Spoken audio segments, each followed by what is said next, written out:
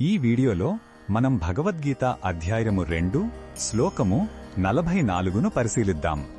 అర్జునుడికి కర్మయోగం యొక్క ప్రాముఖ్యతను వివరిస్తూ శ్రీకృష్ణుడు స్థిరమైన బుద్ధి ఎందుకవసరమో చెబుతున్నాడు. లౌకిక కోరికలు మనల్ని ఆధ్యాత్మిక మార్గం నుండి ఎలా దూరం చేస్తాయో ఈ శ్లోకంలో స్పష్టం చేస్తున్నాడు. మొదటగా ఈ పవిత్ర శ్లోకాన్ని భక్తితో విందాం.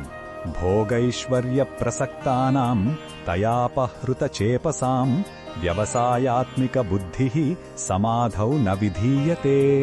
ఈ శ్లోకం అర్థం ఏమిటంటే, ఎవరైతే భోగభాగ్యాలు అంటే ప్రాపంచిక సుఖాలు మరియు సంపదలపై తీవ్రమైన ఆసక్తిని కలిగి ఉంటారో వారి మనసులు ఆ కోరికలచే లాగివేయబడతాయి. అలాంటి చంచలమైన మనసున్న వారికి ఆత్మజ్ఞానం వైపు నడిపించే స్థిరమైన నిశ్చయాత్మకమైన బుద్ధి ఏర్పడదు. వారి మనసు ఎప్పటికీ పరమాత్మపై ఏకాగ్రతను సాధించలేదు.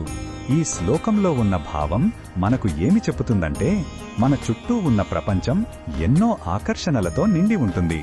అధికారం, సంపద, కీర్తి వంటివి మనల్ని నిరంతరం ఆకర్షిస్తూ ఉంటాయి.